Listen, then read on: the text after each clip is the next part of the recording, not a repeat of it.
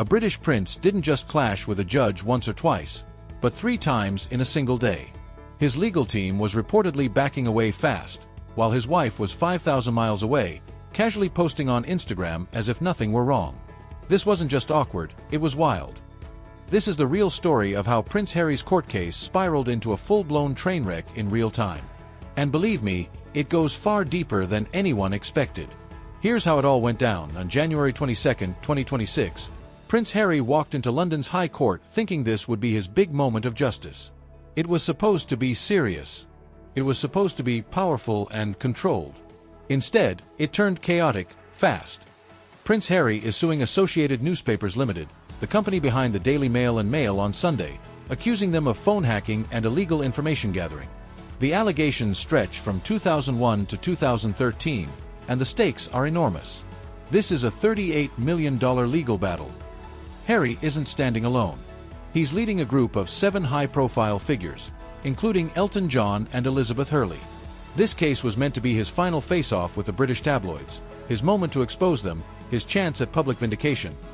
But the instant Harry took the witness stand, everything began to unravel. Let me break this down step by step, because what followed got messy in a way no one saw coming. Picture it, Harry's seated in the witness box. The Daily Mail's lawyer, Anthony White, begins his questioning. Within minutes, Harry isn't just answering, he's pushing back. He starts debating, challenging, growing visibly heated. The tension in the courtroom skyrockets. The judge is forced to intervene, not once, not twice, but 3 separate times. And this wasn't just any judge. This was Justice Matthew Nicolin, a seasoned media law expert who had seen it all. And even he was forced to halt the proceedings, because Harry simply wouldn't stop arguing. The first interruption was almost gentle. The judge tried to calm the situation and said, and this is a direct quote, "This is a big moment. You're doing exactly what many litigants do. You tend to argue back about what is being put to you. You do not have to bear the burden of arguing the case today. That is for Mr. Sherburne." Mr. Sherburne is Harry's lawyer, and the message was unmistakable. Answer the questions and let your legal team handle the fight. That's literally what lawyers are paid to do. But Harry didn't stop. The second time the judge stepped in, his patience was clearly wearing thin. You could feel the frustration building in the room as Harry continued debating instead of answering. By the third intervention, the tone hardened, fast. Harry began arguing over what qualified as a journalistic source. That was the breaking point. The judge shut it down completely. He essentially said, "Listen, I'm a media lawyer. This is my job. I know exactly what I'm talking about." Think about that for a moment. A prince arguing with a high court judge about media law, inside the judge's own courtroom. That isn't confidence. That's dangerous. And here's why it matters so much. This isn't a jury trial. There's no audience to impress, no emotions to play to, no crowd to win over. There is only one person deciding this case, the very same judge Harry argued with 3 times in a single morning. That judge alone decides whether Harry wins or loses. Full stop. That's the entire game. And yet, Harry couldn't hold it together for even one session. One legal analyst who was present in the courtroom later said Harry appeared rattled, uneasy, and never fully settled in the witness box. This is where things started getting emotional and seriously confusing. During his testimony, Harry's voice cracked, and he appeared close to tears as he said directly in court, "They have made my wife's life an absolute misery. I think it is fundamentally wrong to put all of us through this again when all we were asking for was an apology and some accountability." At first, that sounds emotional, even sympathetic. But one key detail flips the entire moment on its head. This case centers on alleged phone hacking and illegal information gathering that supposedly occurred between 2001 and 2013. And that timeline matters a lot. Harry didn't even meet Meghan until 2016. That means she had absolutely nothing to do with the 14 articles at the heart of this case. She wasn't involved, mentioned, or even present in that chapter of his life. Oh, why was she suddenly front and center in his testimony? Why bring her into a case where she has zero legal connection? And this is where it gets even stranger. While Harry stood alone in a London courtroom, with no visible support beside him and no familiar faces in the gallery, Meghan was back in Montecito, California. Reports say she was posting on Instagram that same week, showing off their home, their pool, and their lifestyle. The comment sections exploded almost instantly. One person wrote, "Why is he even mentioning her? She has nothing to do with the case or the years these claims are about." Another added, "Meghan is 5,000 miles away, posting on social media while Harry falls apart in court." The optics could not have been worse. This couple built their entire public image around being united against the world, a true ride-or-die partnership.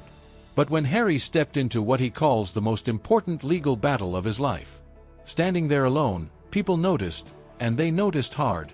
And just when it seemed like this couldn't look any messier, things went from bad to unbelievable. Harry stood in that courtroom and complained about the media commercializing his private life, saying directly, "I've never believed that my life is open season to be commercialized by these people." That statement stopped people cold. This is the same man who released a 400-page memoir, Spare, detailing deeply personal family moments, private conversations, and even text messages between his wife and Catherine over bridesmaids' dresses. He openly discussed losing his virginity, past drug use, and his military service, effectively turning his own life into a global product. He followed that with a multi-million-dollar Netflix documentary, allowing cameras to trail him and Meghan through their most private struggles. Then came the massive Oprah interview, watched by tens of millions worldwide, where deeply personal family matters were laid bare. And yet, here he was, standing in court, arguing that the media had no right to commercialize his life. That contradiction landed hard with the public and raised questions he clearly wasn't prepared to answer. One comment that racked up more than 1,200 likes summed it up perfectly.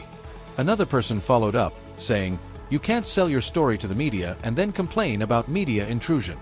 That is sheer hypocrisy." And that sentiment spread fast. The judge could see it. The lawyers could see it. And everyone watching from the outside could see it too. The problem was simple, but explosive. Harry wanted it both ways. He wanted to make millions telling his own story, yet wanted no one else allowed to talk about it, frame it, or question it. That contradiction hung over the courtroom like a storm cloud. Then things grew even more uncomfortable when Chelsea Davy came up. Remember her? Harry's former girlfriend, whom he dated for years before they split in 2010. Chelsea has long since moved on. She's married, has children, and runs a successful jewelry business, far removed from royal drama. She's lived quietly and with dignity. And yet, her name was suddenly dragged straight back into court. Several of the articles Harry is challenging involve Chelsea, and he spoke about how the press made her life difficult. He even revealed that he had called her the night before his testimony to talk about what really happened back then. Think about that for a moment. Imagine how Chelsea feels, and how her husband feels, being pulled back into a circus they escaped years ago. One comment even suggested Chelsea should issue a cease and desist to stop Harry from using her name to prop up what they called a ridiculous court case. That reaction didn't come out of nowhere. What made it even more awkward was Harry's tone when speaking about Chelsea in court. The emotion, the regret, the heavy what could have been energy. It was impossible to miss. All while his current wife was back in California, posting on Instagram. People picked up on that contrast instantly, and it did nothing to help his image. Then the Daily Mail's lawyers dropped another twist, introducing something called the Mr. Mischief Facebook account. They claimed Harry used the alias to contact journalists on social media, including Charlotte Griffiths from the Mail on Sunday.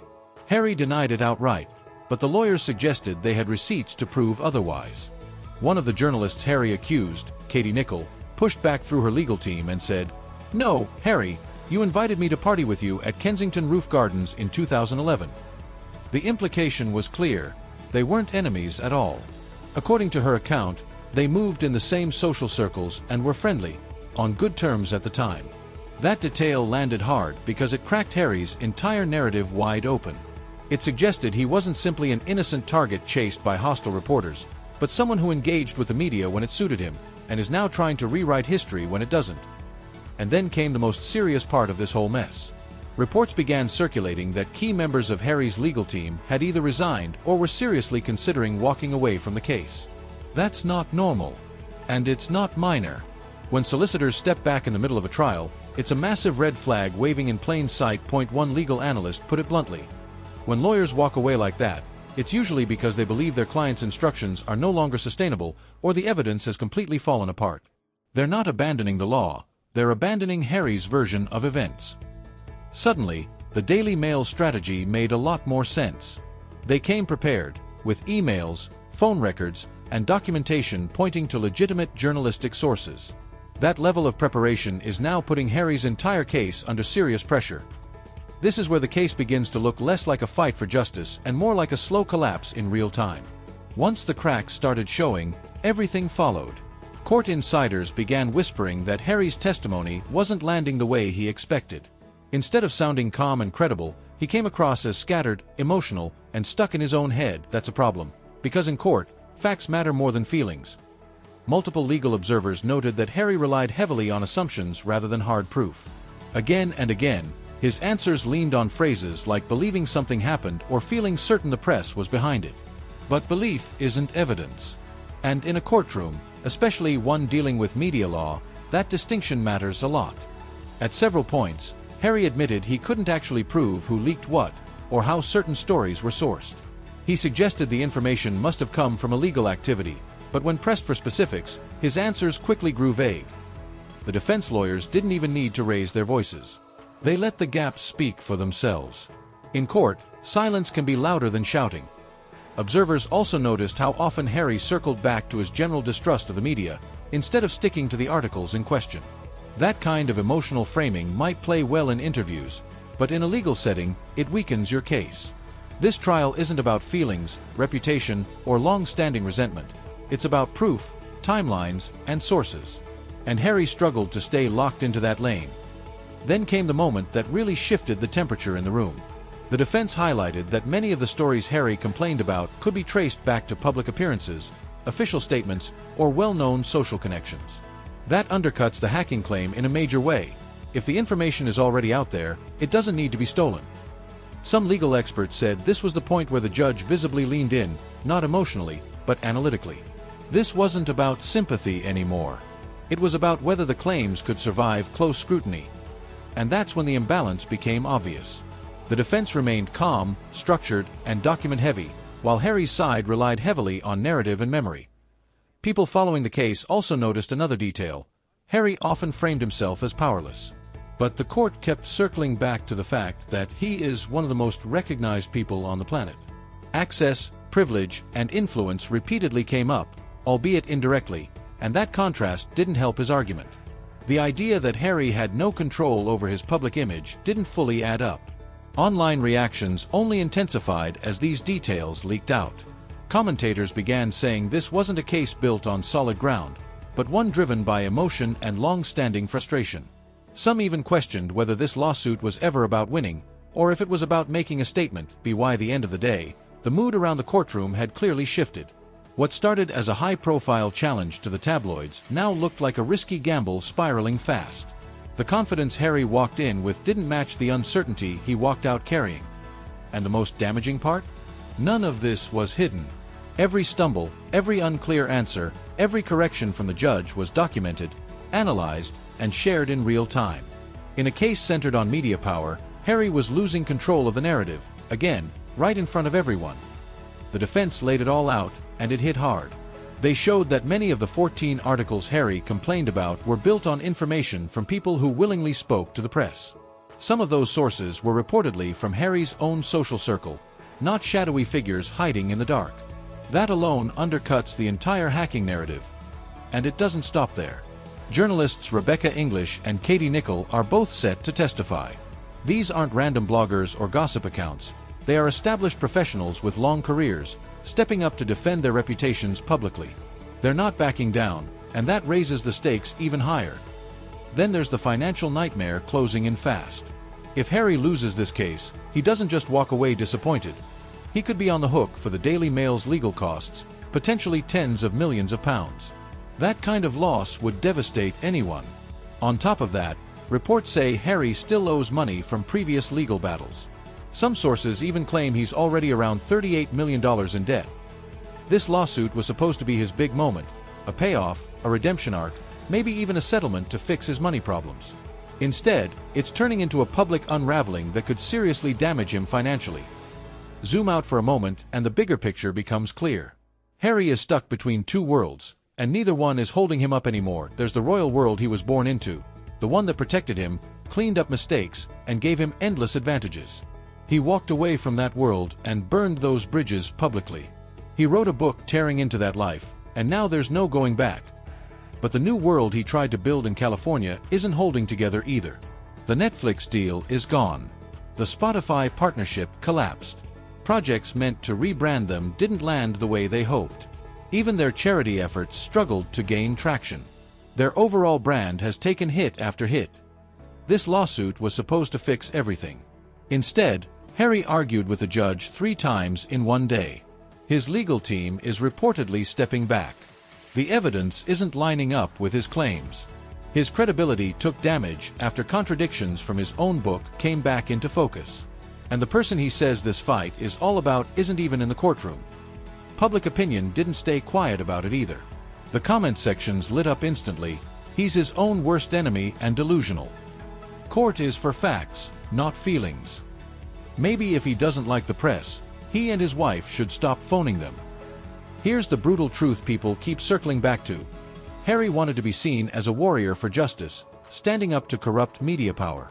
Instead, many now see someone acting entitled, deflecting blame, and struggling to handle criticism while trying to control who gets to tell his story. He wants to profit from his life, but stop others from writing about it. That contradiction isn't landing well. The judge sees through it. The lawyers see through it. And the public definitely sees through it. The only person who doesn't appear to see it? Harry himself. And that might be the most uncomfortable part of this entire saga. Oh, what do you think? Is Harry right to take on the tabloids? Or is this shaping up to be one of the biggest examples of public hypocrisy we've seen in years? If you've got thoughts, drop them in the comments below. If this breakdown made you see things differently, hit subscribe and stay locked in for more deep dives like this. Don't forget to like the video and share it with someone who needs to see it.